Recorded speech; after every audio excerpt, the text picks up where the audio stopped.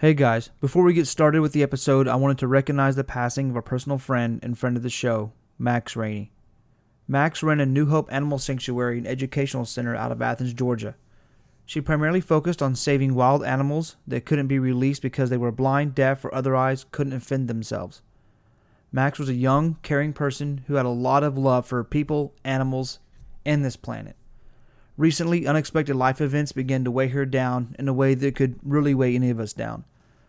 For her, those emotions became too much to bear, and as of Tuesday night, she is no longer with us. The animals under Max's care are still in need and have volunteers working to take care of them and find them new homes. But if you can, in this season of giving thanks, help the sanctuary by donating today. Simply go to curiouslyvegradio.com/max and you'll be sent to a site with more details.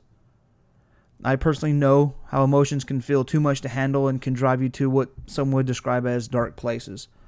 Please know that taking your own life, that is not an answer. That is not an answer to a problem.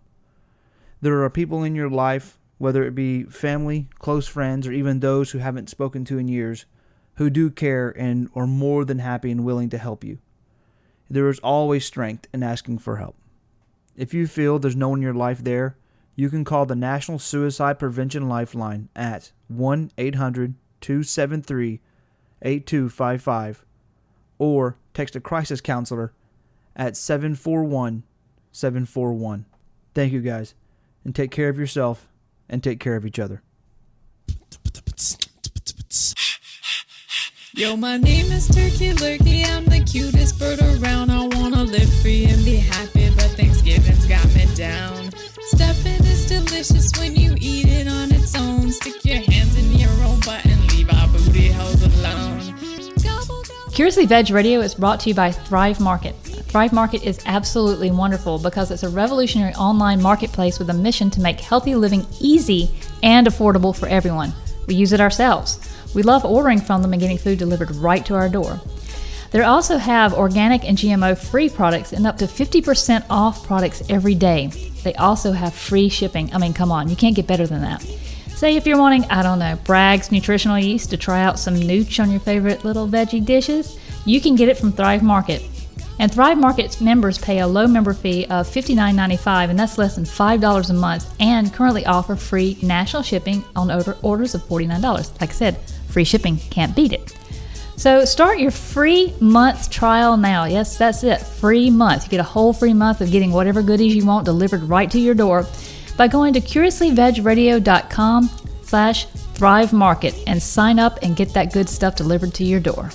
And Curiously Veg Radio is sponsored by Audible.com. Get a free audiobook download and 30-day free trial at audibletrial.com/CuriouslyVegRadio. Between working on all the sites we have and getting this magazine ready, I don't have too much time to read. But what I do have time to do is listen to How Not to Die, Discovery of Foods Scientifically Proven to Prevent and Reverse Disease, written by Michael Greger, MD. You can get that title and over 180,000 other titles for your Android, Kindle, or MP3 player. Get your free audiobook download now at audibletrial.com/CuriouslyVegRadio. Our gizzards and our giblets are not for you to scarf. Just the thought of munching on our flesh should make you wanna barf. Gobble, gobble, gobble.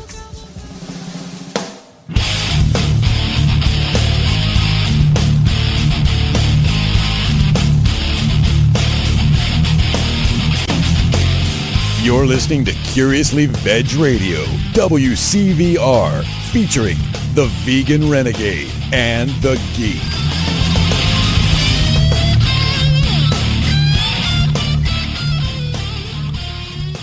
Hey guys, welcome to episode 26 of Curiously Veg Radio. With you is your host, Dave the Geek. I'm gonna hold on to that moniker of the Geek. For those of you who are new to the show and are coming back from maybe you're on the road and you're checking us out, Curiously Veg is a movement which will open a dialogue between vegan, vegetarian, plant-based, and non-plant-based people alike in an effort to help educate and open the hearts and minds of others, where we educate, not intimidate. Oh yeah, no effect on that one. That's okay. Yeah, so if you like the show, if you're enjoying all of our interviews, we would love you if you support the show. Go into curiositygvegeradio.com/support. You can help us out by just helping helping buy a cup of coffee, or even jump in and help with support through our affiliates such as Thrive Market, Audible, things like that. We also have a store. I just added a new shirt. Actually, I added 3 new shirts to our store.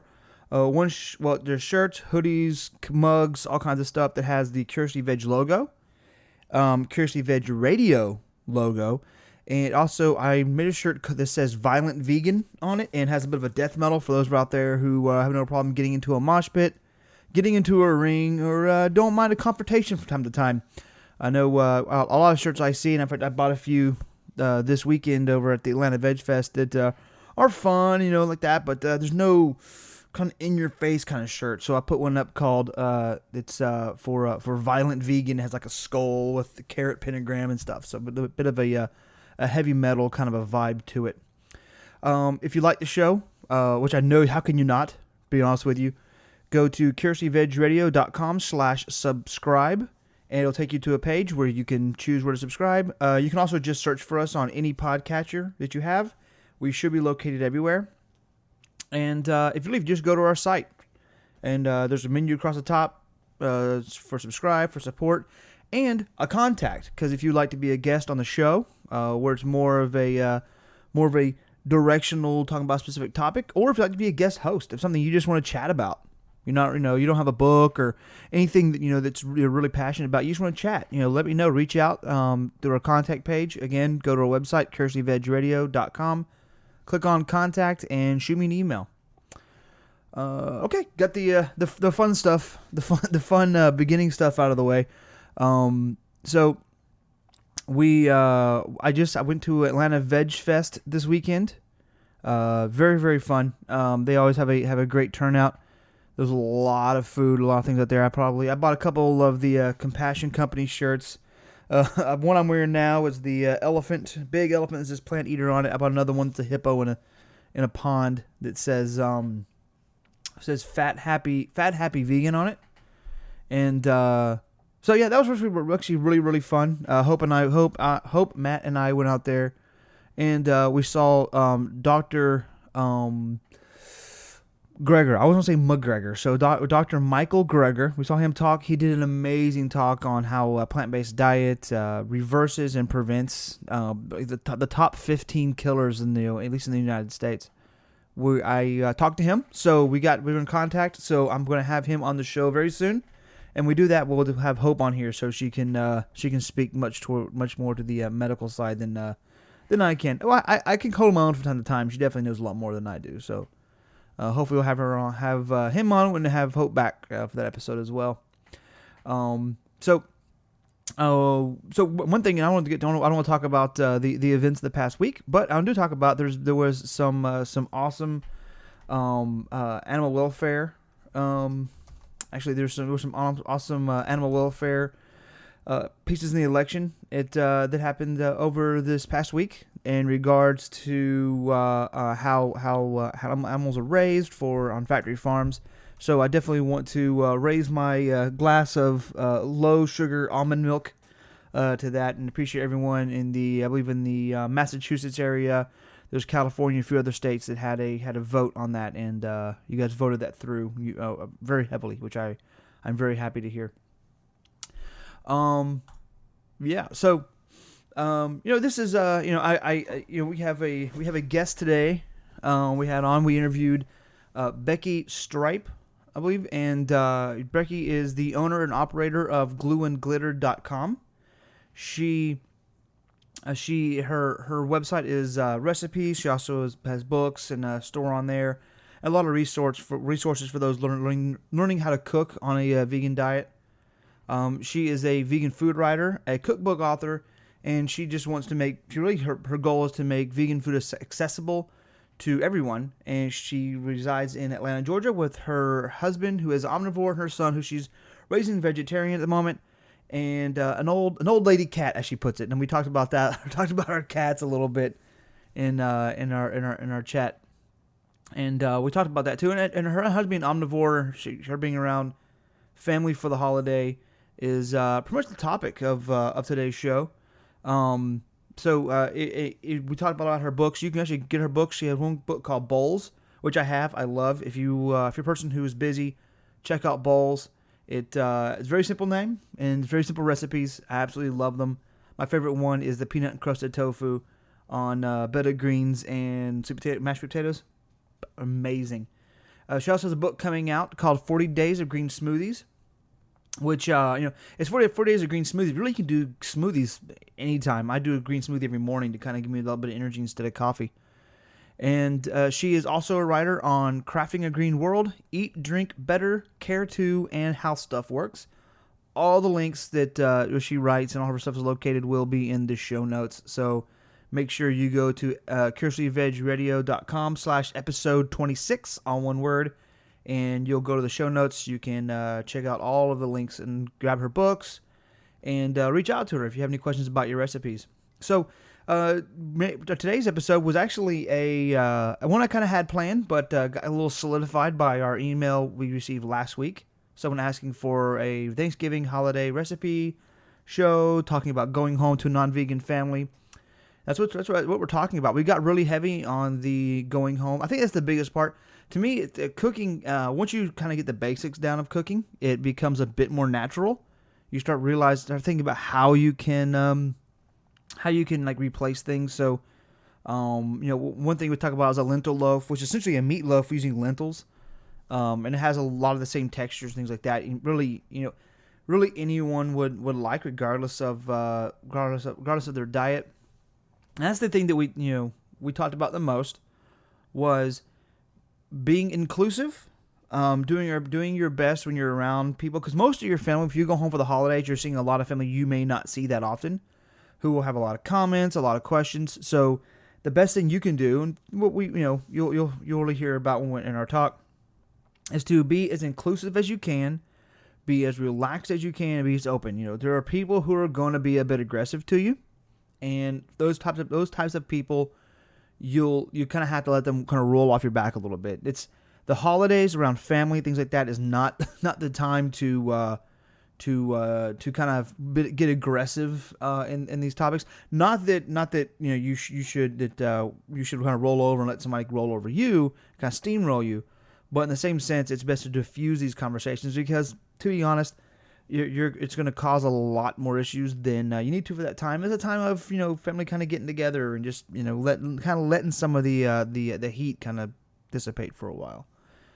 We covered a lot of recipes. The ones I'll have all the recipes that I talk about.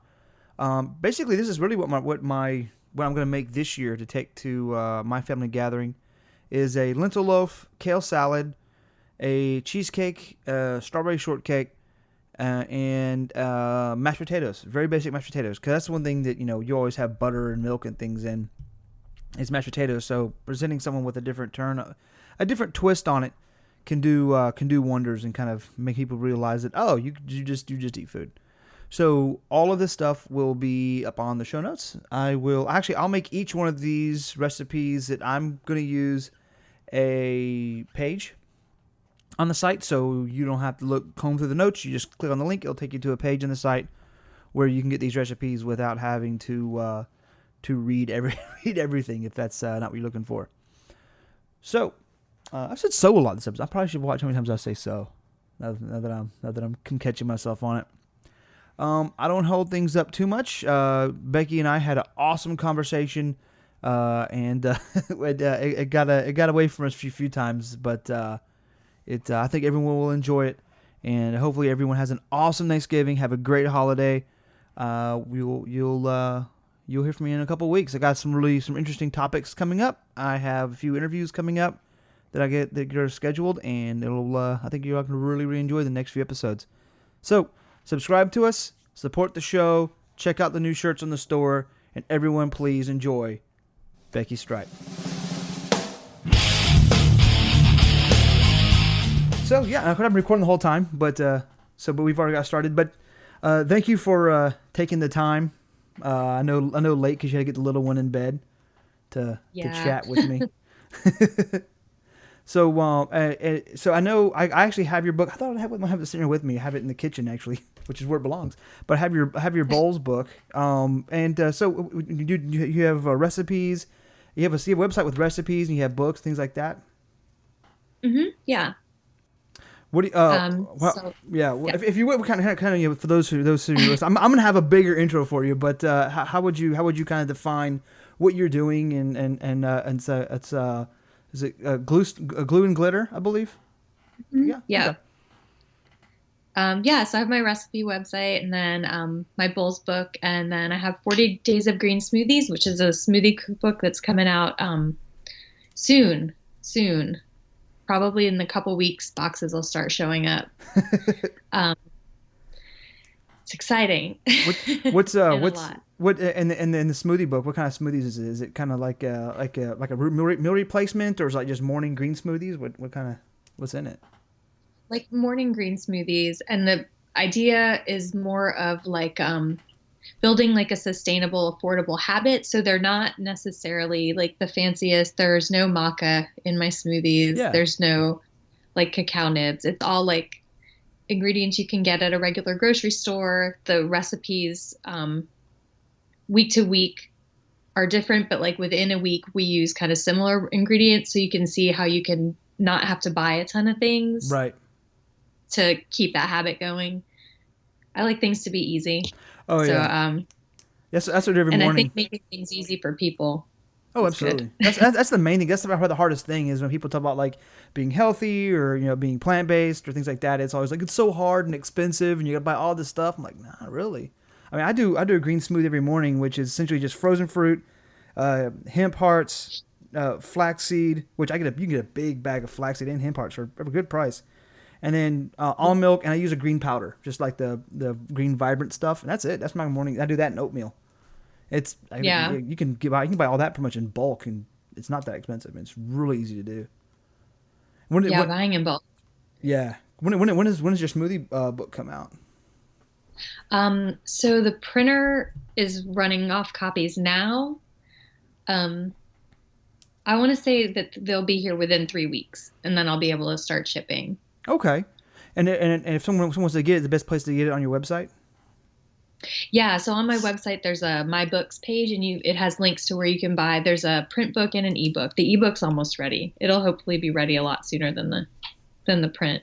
Okay. I ran into some technical stuff, but working on it. and then how it always works out?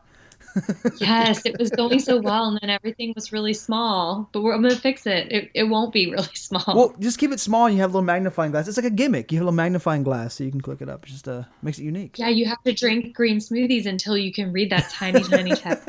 Exactly. Makes your eyes so much better.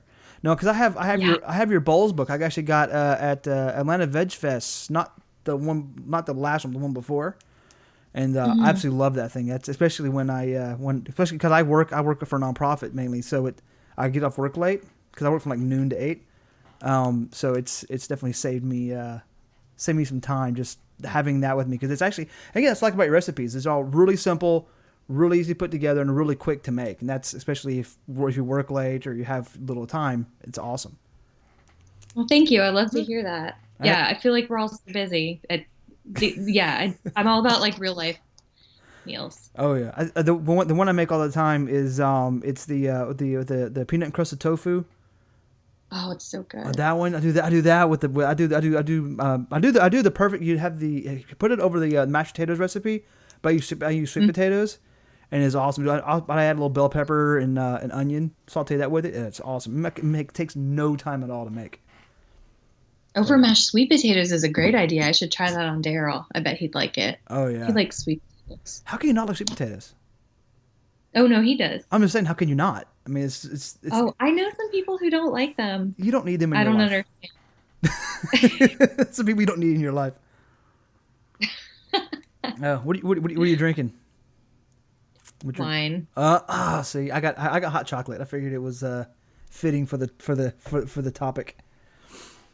I had some I had some of that coconut eggnog, and I was like, I don't know, hot chocolate sounds right. That, and it's kind of cold in here right now. I turned the heater on and it's not pushing as much as I had hoped.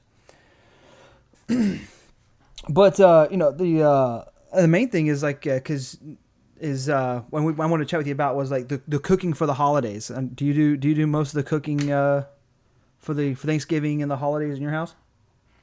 So up until this year, my family has gone out to eat on Thanksgiving, which is like Blasphemous. it's there are tons of us, and it's not my choice. I'm not in charge, but it's nice in some ways because everyone can just get what they want, Yeah. and there's nothing to clean up. But this year, we're all going to Asheville. I think there are going to be 26 people, and there are Wow. five vegetarians, one vegan, no, two vegans, Yeah. and then my husband who wants to eat whatever I'm making, even though he's not vegan. um, and then like everyone else is an omnivore, so I'm in charge of cooking some things for everyone and some things just for the vegans. Well, so We're so still, so with this the cooking for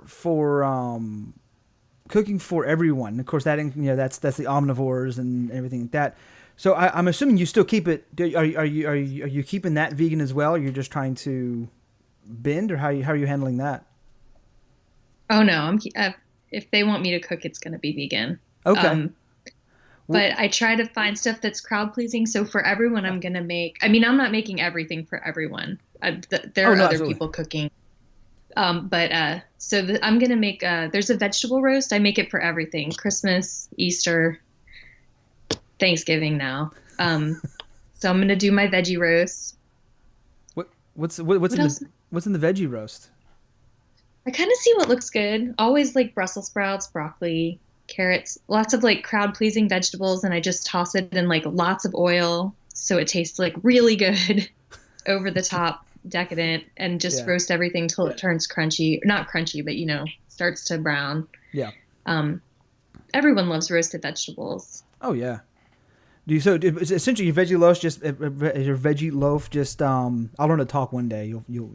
I'll pronounce a lot of things very interesting sometimes. But so essentially is your veggie loaf just essentially just kind of in season Oh, vegetables that are oh, not a loaf, just a roast, like oh just a big roast. pan of Oh, veggies. oh, okay. I'm thinking like some sort of loaf. Okay, so you mean like basically roasted veggies. Oh, okay. All right. Yeah, yeah, Okay, yeah. roasted veggies. We just call it my veggie roast. That's what we've just started calling it. We make it for. The picture in my head was completely different. I'm like, do you mash it together? How does that work out? Okay, yeah, that makes sense. I know. I make what else do you typically make for the omnivore crowd pleaser? So this year, I think the only other thing I'm going to make is the cranberry sauce that my father-in-law really likes, Mm-hmm. and that is it's canned cranberries, but it's a Going the recipe easier my route. dad used to make when I was a kid. Um, Canned cranberries and canned mandarin oranges. I swear that I eat also healthy food. I don't just drink wine and eat cranberry sauce from a can. You eat roasted veggies, wine, and cranberry sauce. That's all we know you eat at this point. That actually sounds. I'm all right with that. That sounds okay, Um, right? and mandarin oranges, walnuts, and raisins, and it's a Ooh, crowd pleaser. that actually sounds really My good. dad, it's really good, and it's so easy, and no one's gonna argue with it, so I'm gonna make that. My mom, growing up, she's always done something similar. No one else. It's one of those things that's very unique, kind of like that. That it's like you either like really really like it or you don't like it at all. And she did it with cranberries. She took, I think she used some canned cranberry just kind of get a kind of kickstart. But she would take whole cranberries and mash them and then soak them in sugar, kind of like if you were Mhm. doing like strawberries for a strawberry shortcake or something like that, and then mix in like orange and orange zest to have that kind of the bitterness that comes from the orange zest a little bit, and then the orange flavor to it. So it has like this like citrusy, bitter kind of a cranberry flavor. It was actually really, really good. I think she put raisins in hers too. Raisins are really good in there. Yeah, Raisins I know seem boring, but they soak up all the juices. They taste so yeah. good, And she makes it every especially year. if you make it the day ahead. Yeah. What is on your vegan menu for the shindig? So I think I have like two plans and I have to commit to one pretty soon. But I think what I'm leaning towards is like a Thanksgiving shepherd's pie with like tofu and greens, and then a layer of mashed potatoes, and then a layer of stuffing. And then I'm going to make my miso gravy. I think that'll be it. Like, so I can just assemble the big pan and bring it all to Asheville and throw it in the oven on the day of. Maybe some French onions on top. Ooh, roasted make me hungry. I haven't eaten dinner yet. Making me hungry now. That's I think about it. I think that's probably the easiest thing to do when you're doing some sort of gathering is making like the big pan of something. I know a lot of people try to bring like smaller things, but just basically kind of making like the one dish, like a bowl, something like that. That's take a spoon, scoop, and go, and there's not much assembling to it. That's kind of what I try to do. Are you doing anything this year that's raw? Probably not. Probably. I might do a kale salad. It would be the right thing to do. I have to see how everything shakes out. There are going to be so many cooks in this kitchen.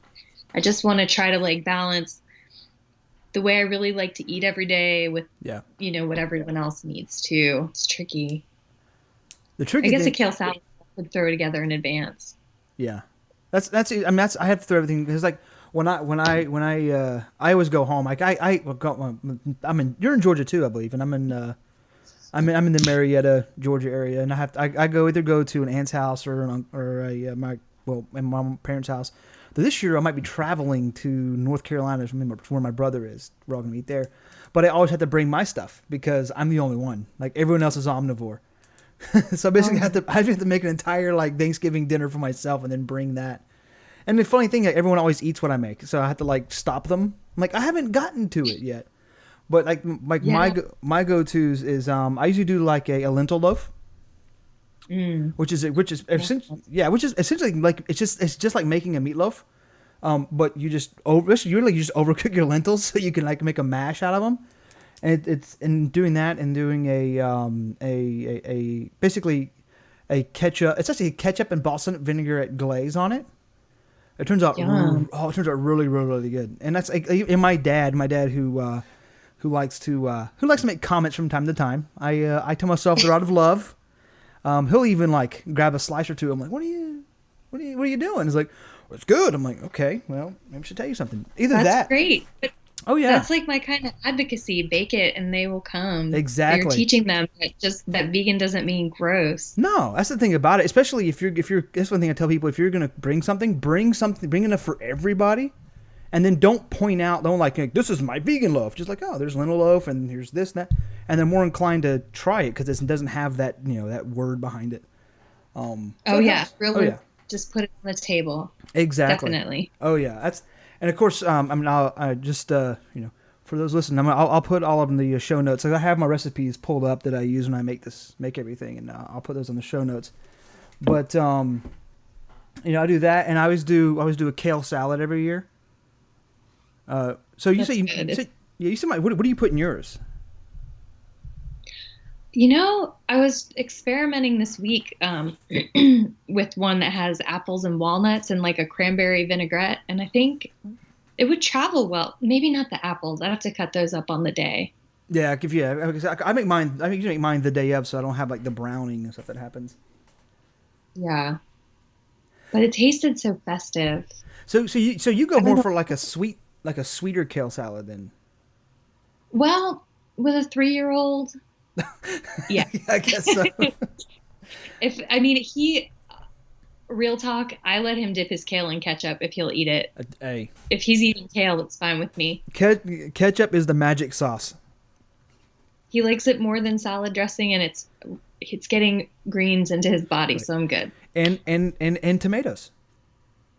And tomatoes. And technically, tomatoes is a fruit, so he's also dipping it into a smoothie. So. Right? Yes. Technically. Two food groups, exactly. Kale, and smoothies are 2 food groups. Exactly. Now, mine's typically a more savory, so I have like onion, tomato, cucumber.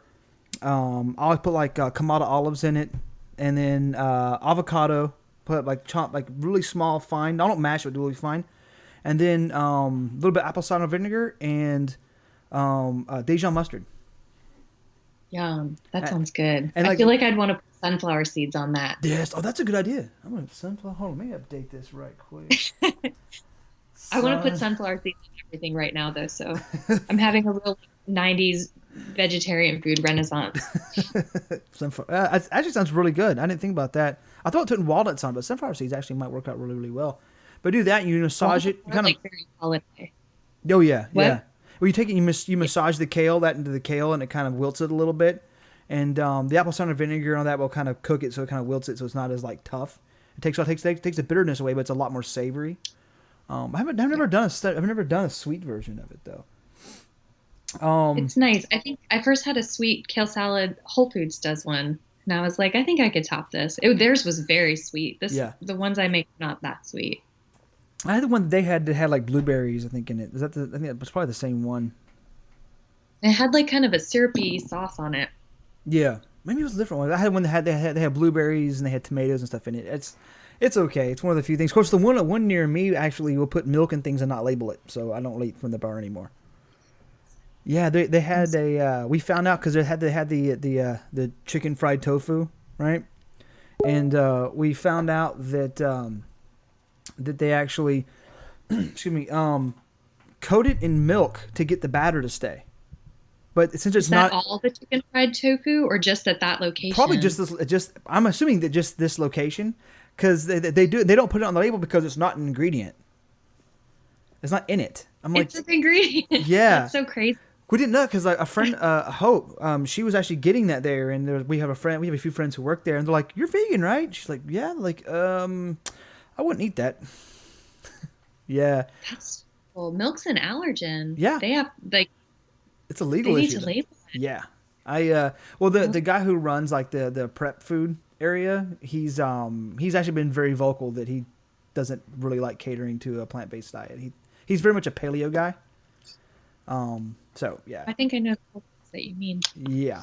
Heard that about one of the north of town Whole Foods before. Yeah. It also they also have a freezer full of meat next to the section with the vegan stuff. Like literally right That's across. how the Trader Joe's is here in town. It's the tofu is right next to all the cuts of meat. It's interesting layout. It almost feels on purpose. A little bit. It's like, yeah. I guess it's a very small store, so maybe they didn't have a choice. That's possible, but it just feels a bit on purpose. I messaged the Whole Foods and they're like, "Oh, have you talked to the manager?" I'm like, "I come here all the time. I don't want that." That's not what I need. I need the manager here glaring at me to walk in the front door because I complained about the position of the meat cabinet. So it's like, no, I just would hope you would address it, but that's awesome. Yeah. So, do you? So one thing I always make mashed potatoes. Yes. You got it. That's a gimme. One thing I found, and I don't know if it works as well for sweet potatoes, but one thing I did even as an omnivore, because so when I grew up making mashed potatoes, it was regular white potatoes, right? And then salt, pepper, and then butter and mayonnaise. Was always mayonnaise. Always butter and mayonnaise in it, right? So no, of course, and we have the vegan mayonnaise now. I never can remember the name of the company. They make the Vegenaise? Not Vegenaise. It's the other one. The one that got sued by. Yeah, just mayo. They have that now. But what I did even as an omnivore, because for flavor wise, is I would actually use my favorite salad dressing. Huh? Like a vinaigrette? No, like I would get like a ranch or like roasted garlic style, and I would use that because it would keep it from being so the potatoes. When you start mashed potatoes, they get a little dry. So doing that kept them kind of from drying out, and it added a lot of flavor to them. So I usually will do that with that. So and that's always I've never had anyone complain about that because I always had a little bit different flavor to it. That's smart. I should try that. We eat mashed potatoes so much. Mixing it up will be great. But yes, that's something really. That's the thing about trying it. It's trying something up because I came up with that when I was making mashed potatoes and they were drying out. I didn't have anything to put in them because I just didn't think about it. And this is back again. I was a dirty meat eater, and I had a thing of blue cheese in the fridge. And I was like, all right, just tried it. And I started with ranch, and I've done it now because they have a lot of like vegan ranches and things like that. And I've tried those. Ranch mashed potatoes. Yeah, put a little bit in that. Ranch mashed potatoes to Thanksgiving. Yeah, turn everybody. That's it. What's the thing about it? Like growing up, whenever we did like baked potatoes growing up, my mom would take sour cream in the Hidden Valley Ranch packet and make like a ranch style sour cream. That's what we put on our potatoes growing up. Just kind of brings it back. Yeah. But ranch style potatoes are really good. Crickets are vegan. Are they just spices? Maybe you could make a vegan ranch with like veganese in that packet. I think they are, because I don't think they have. I think there's. I don't know. They might have buttermilk in them. Sometimes they'll have like you can just make your own ranch mix too. It's easy. Oh, very, very simple. In fact, I'll try to. I'll find a. I'll try to find a ranch dressing recipe and put it up on the site, so that way anyone who wants to try this can give it a shot. Oh, I have one on my site. It's made from cashews. Oh, well, you can steal it. Okay, actually, I will link to that as well. The picture's not very pretty. It's from a long time ago, but it's delicious. I promise. I will make a note, because definitely want to get that up, because that's actually one thing I would like to do, is have a ranch dressing for just salads. Though it's funny, like I eat less salads as a vegan than I did when I was a meat eater. Huh. I don't know. It's almost like I get tired of it. I'm like, all right, I can eat more than this. I'll do it, but when you want to do them, it's like a taco salad instead of. Do love a taco salad. Oh, dude, do you what about desserts? Are you making a dessert this year, or is there a dessert you usually make for gatherings? The one I'm thinking about, if I can pull it together, my friend Sarah at Fried Dandelions made a cinnamon bun. Is it a cinnamon bun apple bread pudding? It looks amazing, and it's out of those Immaculate Bakings. I think it's Immaculate Baking. They make vegan, or no, Annie's. Annie's makes vegan cinnamon rolls. So she uses the tinned cinnamon rolls. It's amazing. You should look up her recipe. My jaw dropped when I saw that picture. Who is it? Fried Dandelions. Huh. Yeah, that's I haven't done cinnamon rolls. It's a cinnamon roll bread pudding? You said? I think so, with apples. Let me just real quick. But I know. Cinnamon roll bread pudding with apples. Ooh. Yeah, because that's actually really. I think that's what's interesting about it, is that, especially because people who are new, they kind of think like all they can do on holidays is like eat the veggie plate. That's actually the little like, you got the carrots and the celery. That's the appetizers where everyone's eating out of, and then a salad, or like just basically a grilled vegetable plate is all they get, and they don't realize that you can. There's so many more options. You're not locked in. Although, I mean, we were eating out every year, and we used to go to a restaurant that I will not name, that all the vegans, I guess both the vegans and then all the vegetarians, all we got was a plate of steamed vegetables. We joked every year about how hungry we were going to be. It was awful. Not even oil. They didn't even saute anything. Really? And then some people's dishes came out with this beautiful cranberry relish that we did not receive. We were so hungry. It's like it's really not. I think it's not that hard. What got me is like I went to it was a company Christmas party we went to, and they had someone someone cook at this. I can't remember where we went, but they had his chefs there, and they made him aware like we got a weird vegan with us, so have something. And they had it was just like that. It was like a sautéed veggie thing with like carrots and mushrooms. It looked really, really good. And I asked him, I was like, is there butter in this? Because a lot of places, like a lot of fancy places, will use butter to saute and things like that. I'm like, yeah, there's butter in this, but we have one in the back. We can make one in the back for you. I'm like, but then why didn't you just make that one? Because no one would give you use olive oil or butter. No one's gonna know the difference or care. So I asked him. I was like, why didn't you just make it that way? And they had this blank stare. I'm like, you don't have to use these products. It's actually not. Actually, it's easier and a lot of times cheaper just to actually just use a little bit of olive oil and get the same effect. Yeah, I think for people who aren't used to cooking vegan food, it's confusing. Like I think there's this idea that all vegans want to eat really healthy, and it's not good for us in terms of like getting food like from a place that isn't used to cooking for vegans. I think I will say though, then we switched to another restaurant for Thanksgiving the past 2 years, and they made us crispy Brussels sprouts, and I could Oh, have eaten those for my whole meal. They were amazing. I love Those Brussels guys knew. sprouts. I love Brussels sprouts. I wish I. Yeah. Yeah.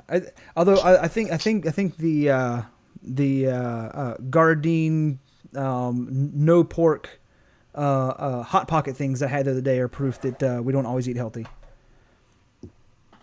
Have you? Oh, I didn't know that they had those. Yeah, I think they're new, but they're really good. They're like they have that pulled like pork kind of thing, but of course it's like I'm sure it's probably Satan or something like that. But yeah, it's actually really really good. And again, we don't always. I think about it as like the junk food vegan's a real thing, which is typically when people make the switch. Usually you end up being anyway is going for the packaged frozen stuff before you kind of figure it out. That's where I think is where desserts come in, because that's the main thing. It's the indulgence. You get to kind of have a little. You get to kind of be a little bad, I guess. Yeah. And Yeah, I that- do think making a really stellar dessert is a life changer for a lot of people, or at least like a mind changer. Oh yeah, and especially the desserts are kind of universal, because as long as it's sweet and it kind of hits that palate, then you can actually pull everyone in from it, not have to worry about it, kind of alienating. For me, there's one thing. See, I usually make a cashew cheesecake, which is really easy to make, and it's essentially just different type of like walnuts and cashews and oats and maple syrup and dates just to make a crust, and then it's just a raw center you put in the freezer. It's extremely easy to make. I usually make that almost every year. But this year I'm thinking about making a strawberry shortcake. Yum. But so here, I made it. So how many? Do what? Yeah, go ahead. No, I want to hear all about it. Go Okay. ahead. So I made one not too long ago, and I realized I don't have any cake pans. So what I actually did, I got, because most cake, like they make box cake recipes, the powder and the flour, those are vegan. Most people don't realize that. It's just flour and some sugar and a little bit of sweetness. I just got an organic one, and I actually made muffins instead. Smart. Yeah, and it makes it easy, especially easier to travel. So you don't have to worry about like keeping it flat or getting damaged. You just basically make these little muffins in a normal muffin tin, and the ingredients for a cake and the muffins are exactly the same. And you also make them That's single awesome. serving, which is great if you have kids. So you don't have to worry about cutting it and dealing with knife. You can just put it in a plate, take a fork, cut it in half, and like that. And the strawberries, of course, are extremely easy. You just basically cut up strawberries. I put a little coconut sugar on them, mix them up, and you put them in the fridge for a couple hours. Now you have this like syrup, this like simple strawberry syrup that's completely naturally put together, and it's super simple to make. It takes longer to actually bake the muffins than it actually does do everything else. Of course. That's awesome though. Oh, yeah. But then you have all that baking time to get everything else done. I like when everything can come together at once. Oh yeah, absolutely. That's the thing about it. Especially when things are baking, you can clean up, or if you're doing if you're saying I usually get the pre-made coconut whipped cream for it, but you can even make your own coconut whipped cream by taking a can of coconut milk and just putting it in the refrigerator and let it separate. And then taking the fat, basically it'll separate between the fat and the liquid. You take that and you can whip it up just like you would like whipping cream, a bit of sugar, and you'll actually have coconut whipped cream that way. So many fun little tricks. That'll be nice with these shortcakes. Yes, that's what I'm doing this year, because if I have to travel, then traveling with a pre-made cheesecake will be a little more difficult, I think. Yeah, that sounds a little high stress. I'm gonna have to like get a special seat for it or something like that. I would think. That's the only thing I'm worried about with this big casserole situation is I'm going to have to, do we buy a new cooler, I guess? How are we going to keep it? Because the drive to Asheville is like 3-4 hours. Yeah. Figure it out. Maybe I can make everything and put them in containers that fit in my coolers and then spread them into the pan. You might get small just get smaller containers that actually you can build it and you get there. Yeah, That actually like might have work. the mix, that's what I'll do. I'll prep all the pieces and then just put it together there. You probably something similar. That'll be- You probably something similar for the kale salad too. Yeah. Might make it a little easier. Yeah. So I think that makes it a little. you're gonna be with 26 people. Yes, it's gonna be bananas. Is anyone is this all people you've met before, or you can have new members to the team there? I'm not sure.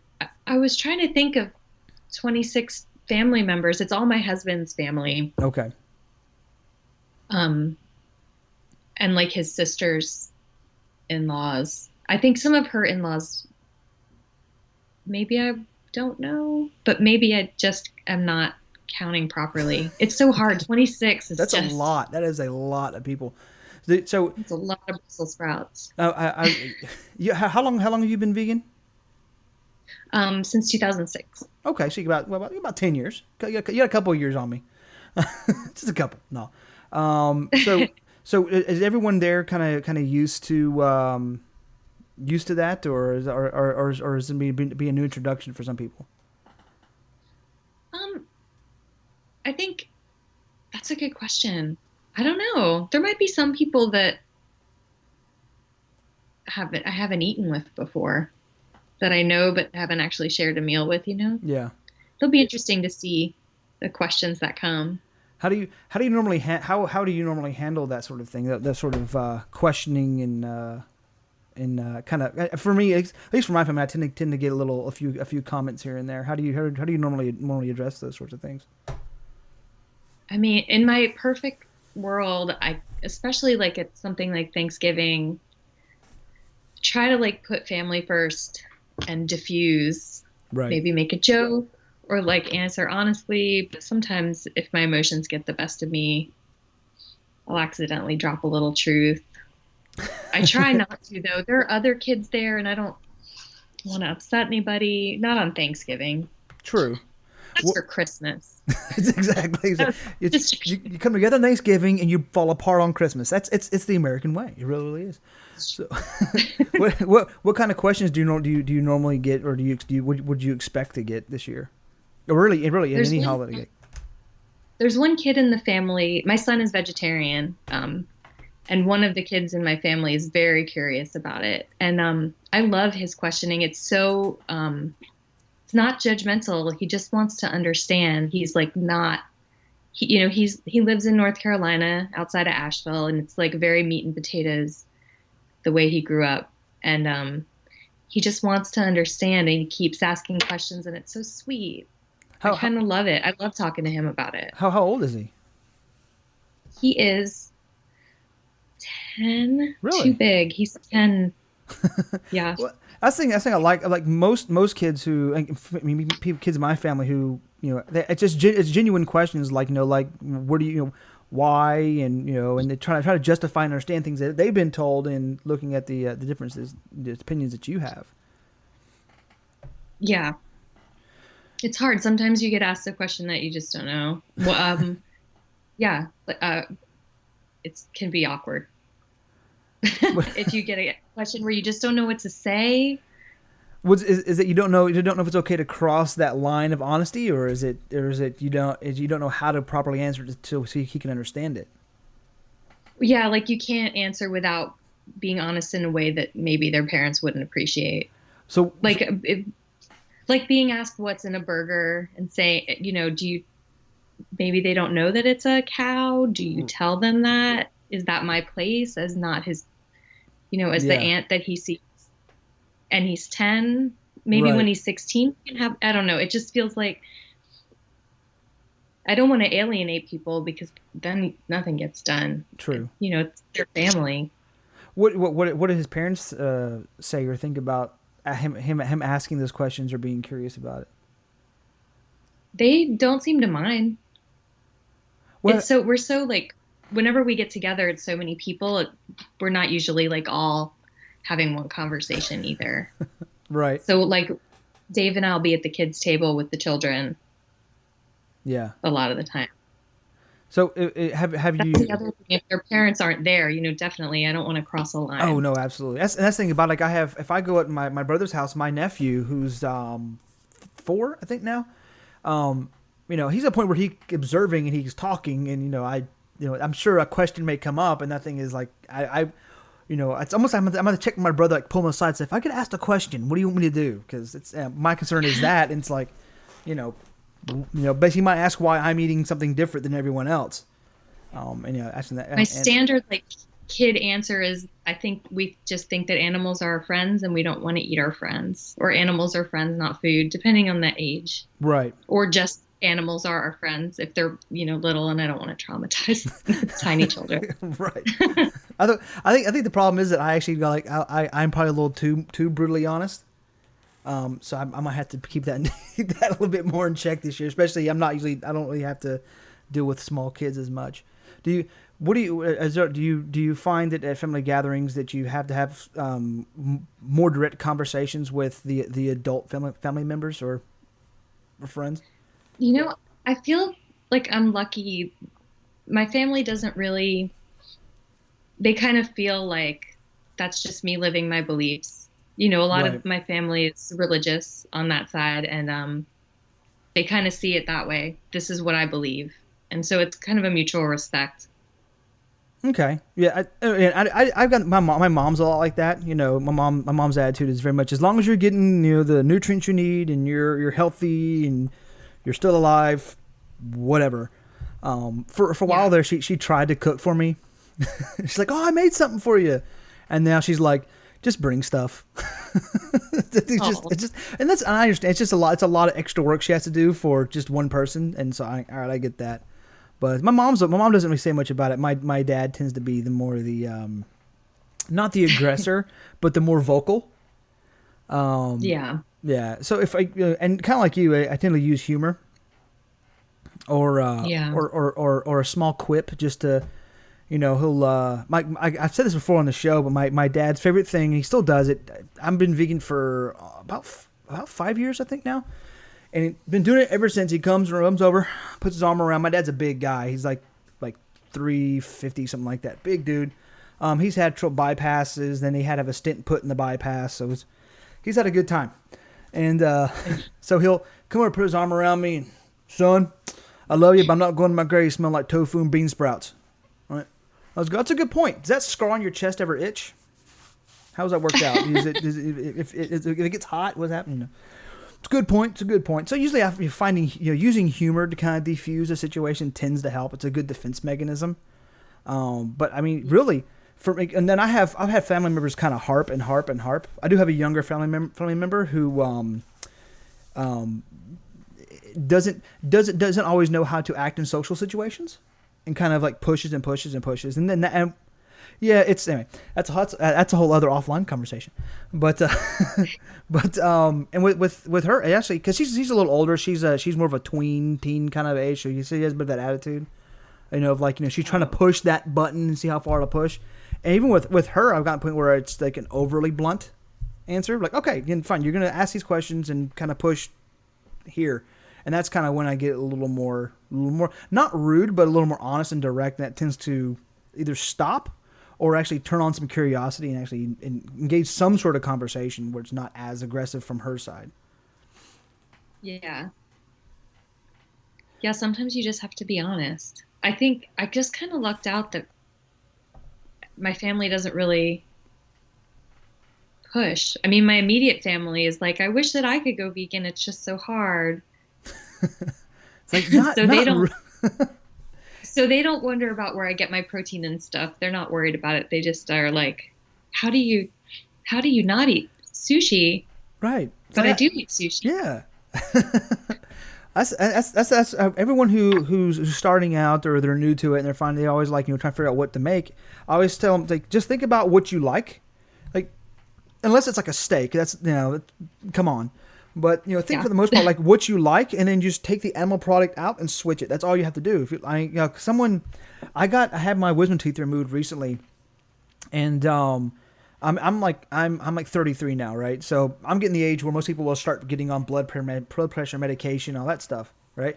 And the dentist and the assistant asked, like, you're on blood pressure medication? Like, no. And they kind of confused and then gotten talking about diet and exercise. And I was like, well, I've been vegan for about 5 years. And one of the girls, she's like, oh, she goes, that's awesome, but I love tacos too much. And I was like, I said I do too. I love tacos and burritos, enchiladas, spaghetti, pizza. I heard her list of stuff off, and she just kind of eyes like, okay. I'm like, yeah, it's like I love tacos too much, and I go have tacos and burritos every weekend. Yeah, there's a place, Raging Burrito in Atlanta, and they actually just tell them no dairy. And have you ever been to Raging Burrito? I love Raging Burrito. Oh yeah, and it's usually Their guacamole. do what? Their guacamole is really Oh, good. isn't we always get the trio with the 3 different salsas and the guac. That's always fantastic. But yeah, it's No.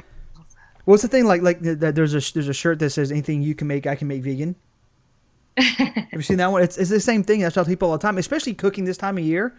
It's you do have to adjust. Obviously turkey is off the table for obvious reasons. But even if you're not a cook, filled roast has a holiday roast which is really really really good. And if I'm in a rush, I've actually made that a couple of times. It's actually just I like that flavors too because it's not so big. right. So if it's just for you or like just for a couple people, I love tofurkey, but it just is so big. If it's just like me and Daryl eating it, there's no way that's happening. Oh, and it's just so heavy. But the field roast one it has that peel off kind of that flakiness to it, which is really nice. So yeah, that's the thing about it. If someone doesn't have the time or the culinary ability, at least not yet, to make something, there's a lot of easy kind of pre-made stuff that. I mean, really, my mom and my aunt last year actually helped me eat the field roast. It's good. Yeah, it's awesome. And if you're going home and cooking and going home, I've found that if you're not like aggressive with it, and it's really hard, especially if you're new, to not be like, I'm not eating this because I'm vegan now. Like you got to kind of tone it down just a little bit, especially around people who aren't used to it.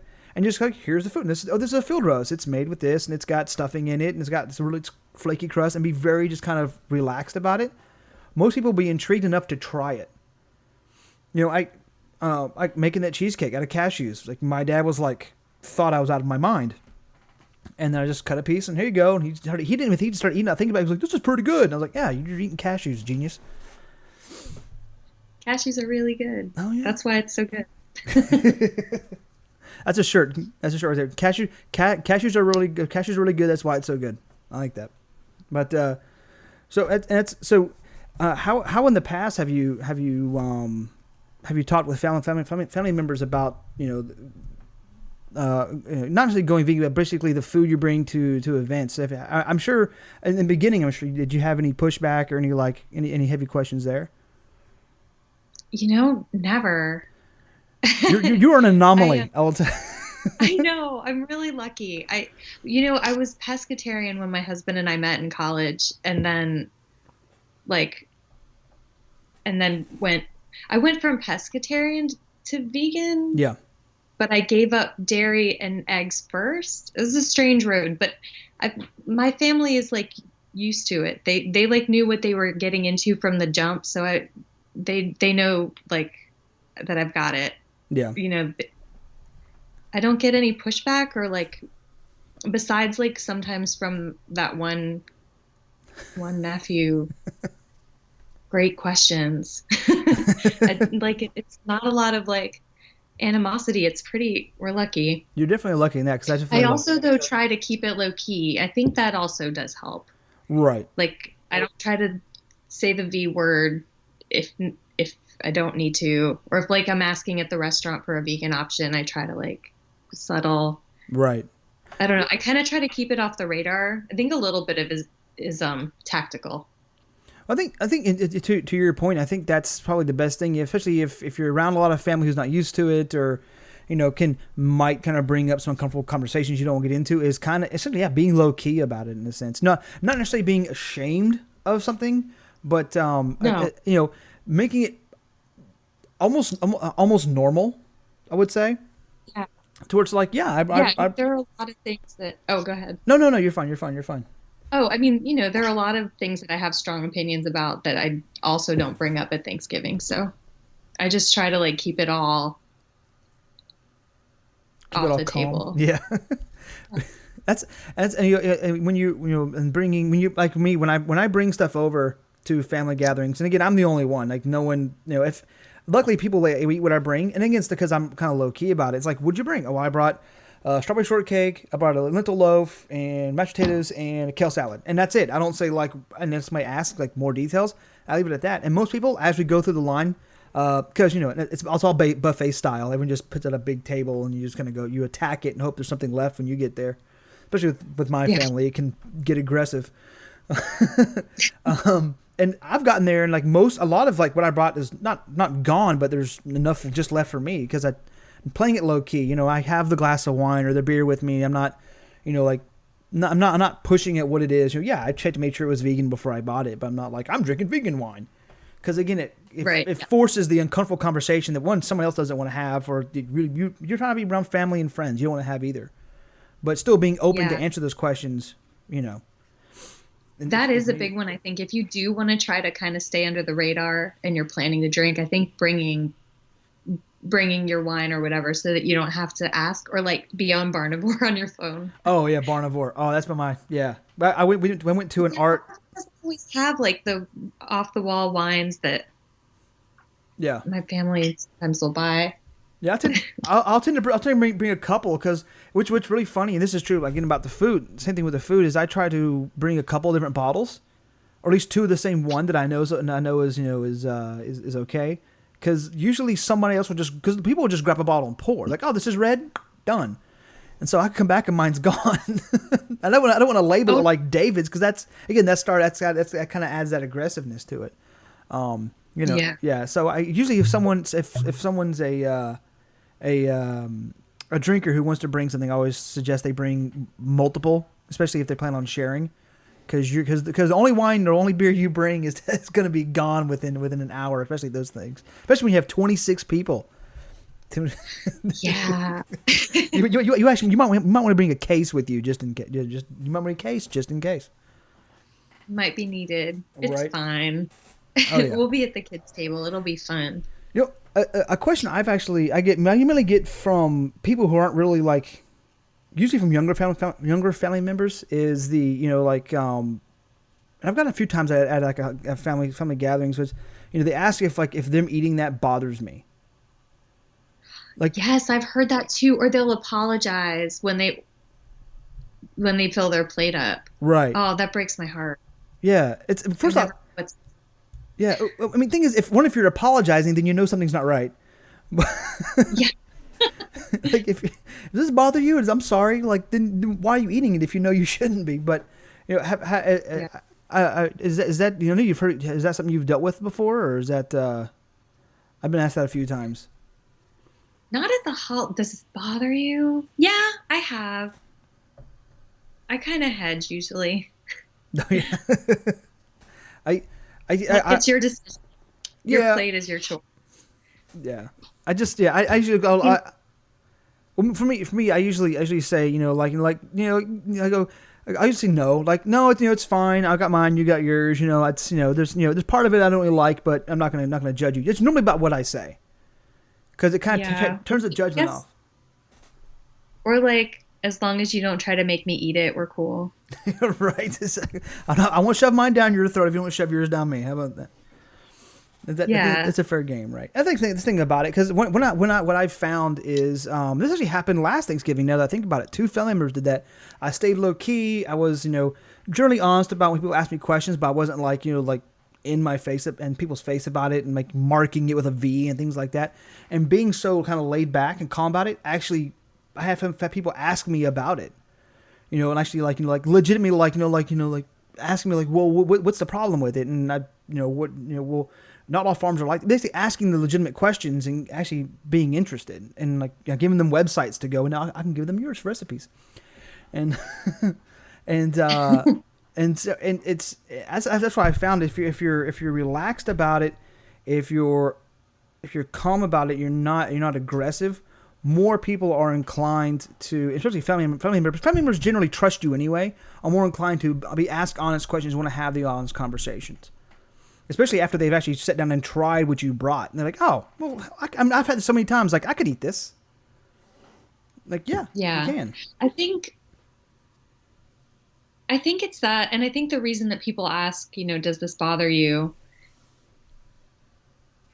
They're like, maybe worried, because I think there's also a perception maybe that vegans are quietly judging you for your food choice, judging that steak quietly, Right. checking a box in our heads. And You're I the think, enemy. I feel like kind of combating that idea is important, because no one is going to make a change if they feel like they're in a combative situation. Right. You know what I mean? Oh, absolutely. But, yeah, if you feel judged, you're not going to think more about it. The door is closed. Well, yeah, because it puts everyone on the defensive. Yeah, there you go. I was having trouble with words just then. Trust me, I do that on a daily basis. that's constant for me, and that's again, it's especially I think it's hardest for people who are new, because you have that bit of anger to you, I think, and you kind of want to have you want to wear the flag and kind of have almost have a big V on your chest and bring it on, and because I think at least for me and most people that I've met that way, you have, because you've kind of, a lot of people who first go plant based, it's almost like again, almost like the veil's been taken off of your eyes and you can see things that kind of pisses you off a little bit. You were kind of like, it hurt. Yeah, for sure. Yeah, and yeah, some like anger and a little bit of a fire. Yeah. And you watch people like, and to me, like for me, I'm watching it. It's not a judgment on me. I'm just like watching people poison themselves. Heart disease, high blood pressure, diabetes runs in my family, and so I'm sitting at a table watching everyone just contribute to that. So that's probably the hardest part for me. Yeah. So and when you're new, it's easy to kind of want to kind of combat that, and a lot of times family gatherings is not really the place to do it. Yeah, it's like the slow road just seems more effective. Yeah, and there are some people who need kind of the abrasive, like in your face rhetoric. Yeah, I mean, that's some people that's helped them kind of switch. I know for me it was more the slow road, but I guess it's personal. It is personal. I think it depends on where you are. Being with families is not a time to get aggressive with it. It's a time to kind of be less defensive and more inviting. I have somebody. I had my cousin came up to me, and it's funny because people know when inherently, if you're following a plant-based diet, you're generally healthier. You're a little trimmer, unless you're junk food vegan, like I tend to be sometimes. So guilty. Don't worry. Oh, trust me. And but they tend to ask that, like I noticed I had to eat more vegetables whenever my back was hurt, my stomach hurt, and I felt better, and they kind of realize that, and it opens up those questions because they see you're doing it, you're being healthier, you're especially when you're the same age as them, and you're obviously in a better state. It opens up that up because you're not being aggressive with it. You're not in someone's face about it. That's the main thing. I think that's something we all learn as we progress, to kind of calm down a little more and be more inclusive in that sense. Yeah, I definitely, when I first went vegetarian, very long time ago, I definitely had that fire, and I was a teen, so it was like doubled by hormones, and I don't think I was very pleasant to be around. Probably. It's gotten a lot better. What was your journey like getting to this point? It was so long. My best friend and I in middle school used to go vegetarian for like 2 days and then Does that count? eat a steak. Terrible. We really were trying, but we were like 13 and just didn't have it in us. And right. Then when I was 15 or 16, I bought the Teen's Guide to Going Vegetarian, and that book just made it seem so easy. And it turns out that book was right. It's really easy. It was harder in the 90s, but it's easy now. So and then, go ahead. Yeah. Oh, so I was vegetarian for a long time, and then I decided I couldn't live without like seafood. Not like that I felt like I was going to die, but just like I missed I don't know, sushi. It was sushi, I guess, like seafood based sushi. Yeah. And so I was pescatarian for a long time. And then when I was 25, um, my cholesterol was like 290, Yeah. which is not right for a 25-year-old. And I was No. like biking to work 5 miles each way every single day, eating lots of vegetables. I mean, I was not eating horribly, but so I cut out. They wanted to put me on statins, and I was like, no, thank you. I'm 25. Wow. So I cut out eggs and dairy, and 3 months later, I went and got tested again, and my cholesterol was normal. Imagine that.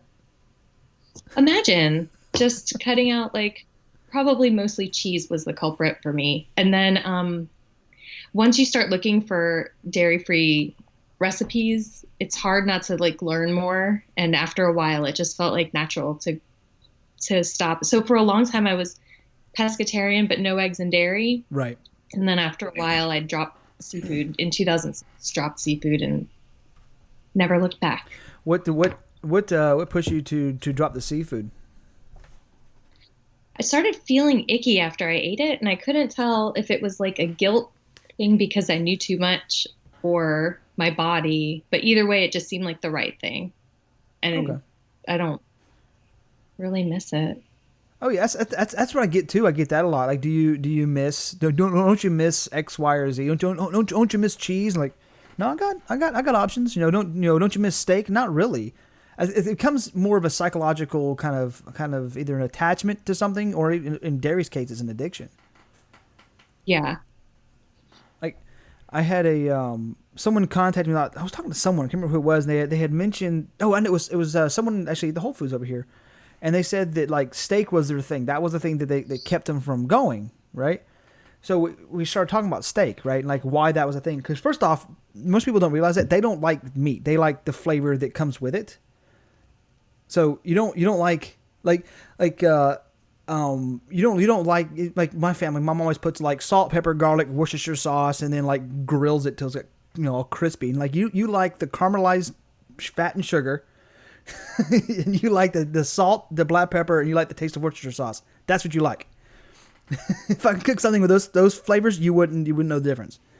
So they're like, that was it. They're like, and it's like, well, why steak? Why is your thing? And it turns out through talking, we found that was like the celebratory food. Like whenever it's like someone graduated or got a trophy, everyone would go to the steakhouse. Like, oh, okay, because so in like cookouts and family gatherings, that was the food. Oh, you just associate a level of accomplishment or happiness with that flavor. I was like, so, either A, find something that gives you the same flavor that you can have, because it's just a mental thing. Like, oh, I got an A, I should go out and do this. My team won first place, we should do this.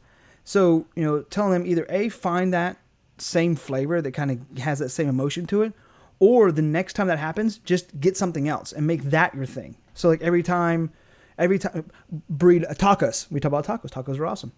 Yeah, every time something good happens, have a taco. So you'll start switching your mind over, and a lot of it's psychological. A lot of people don't get. Yeah, definitely. They actually, I mean, when you read now about like raising kids, rewarding with food is not recommended at all. Right. So you could also reward yourself with something else. True. Because then I feel like when we reward ourselves with food, it's always garbage, which it isn't always terrible.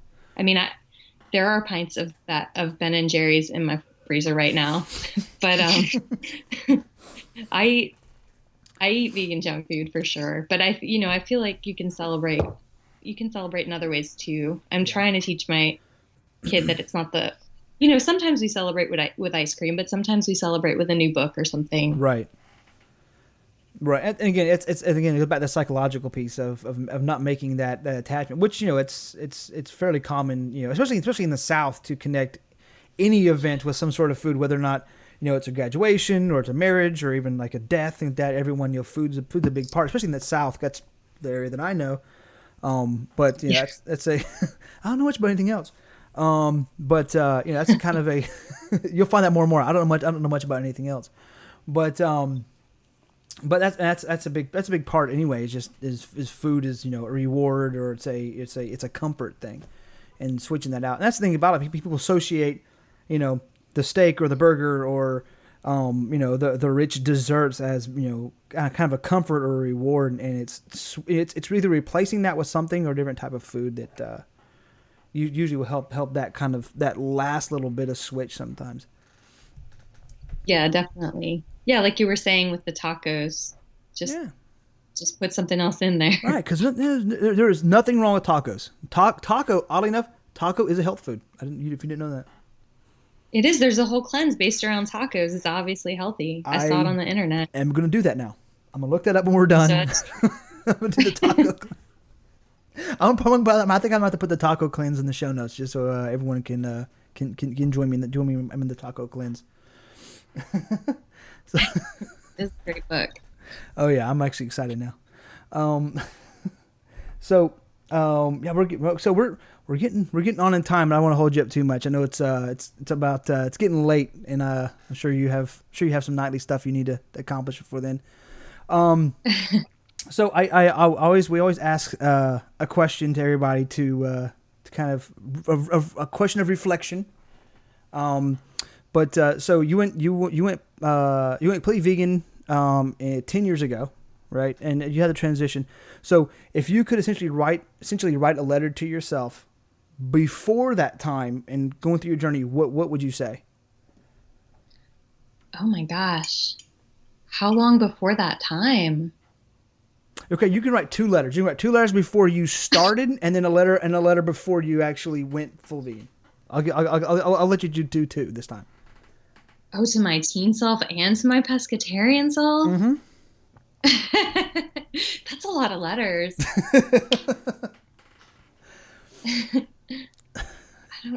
What would I tell my teen self? That's really hard. It's okay. I think I might try to tell her to try to quell that fire a little bit, that you catch more flies with not honey. with agave then, right?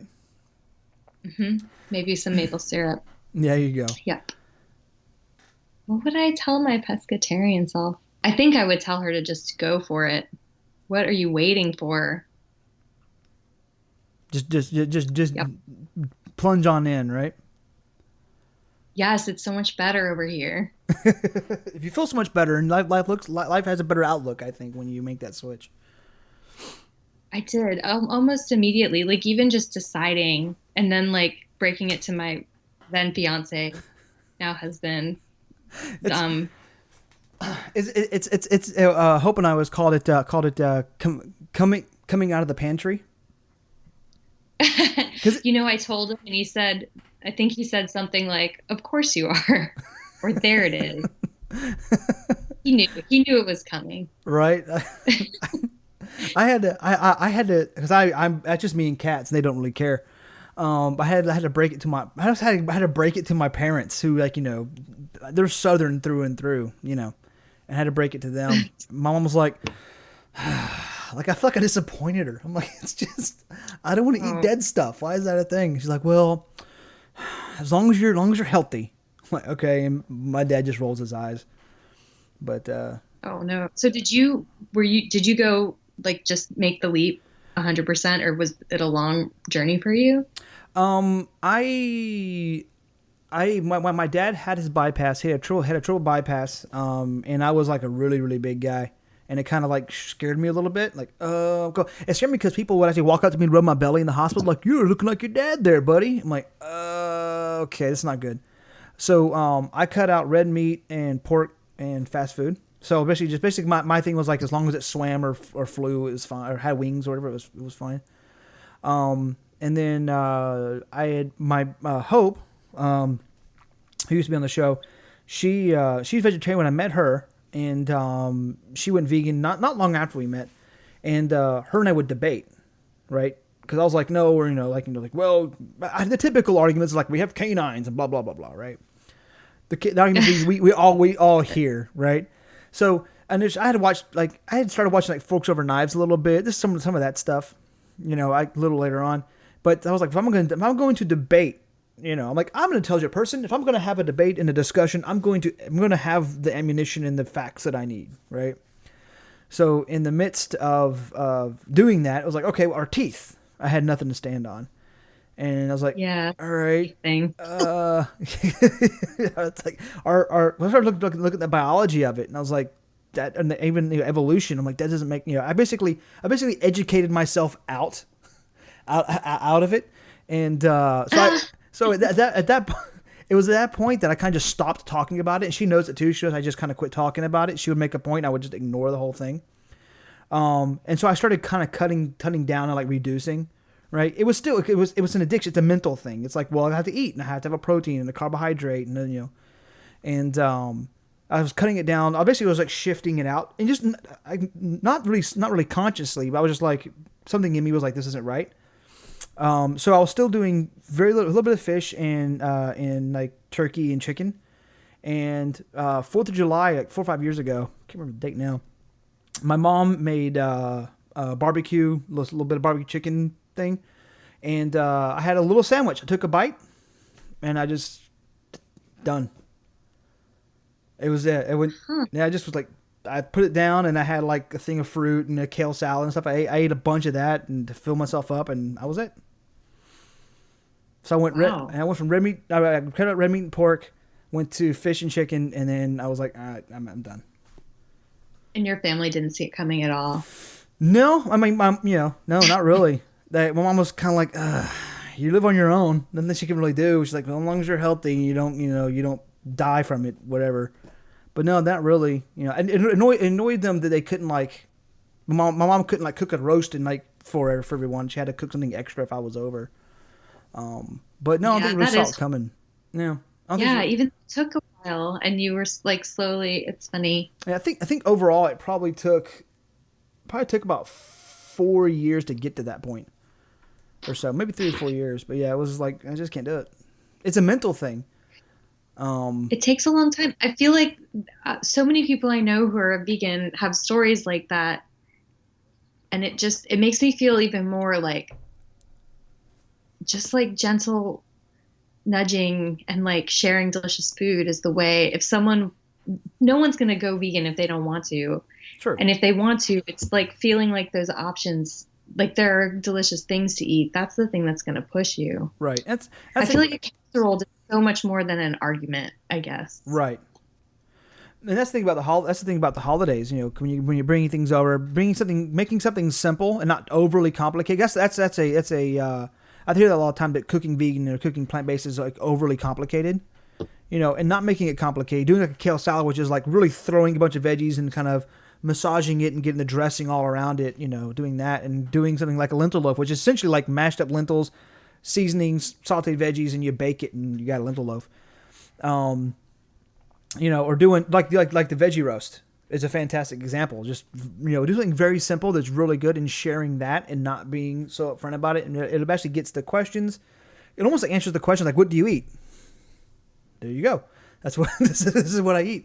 And kind of opens people up, and then gets people making those small steps. Like, oh, I could eat this, and they'll get the recipe, and they'll start moving forward, and you'll get a cookbook, and start and get the smoothie. What's we didn't. I don't think you ever said the name of your smoothie book. It's called 40 Days of Green Smoothies. There you go. Coming soon. And getting 40 Days of Green Smoothies, and getting bowls, and it's actually, your book is great because it's called Bowls, right? Oh, it's so easy. See. Simple. And doing that sort of stuff, and if you make it easy and you're less aggressive, people are more inclined to understand and ask the questions and move forward and not be so standoffish, I think. Yeah. So I agree. Yes. So again, it's even later now. So if someone wants to get your new book, which is again 40 Days of Green Smoothies. Yes. And also get the Bowls book and see all your awesome recipes and get in contact with you. Where's the best place to do that? You can go to my website, glueandglitter.com.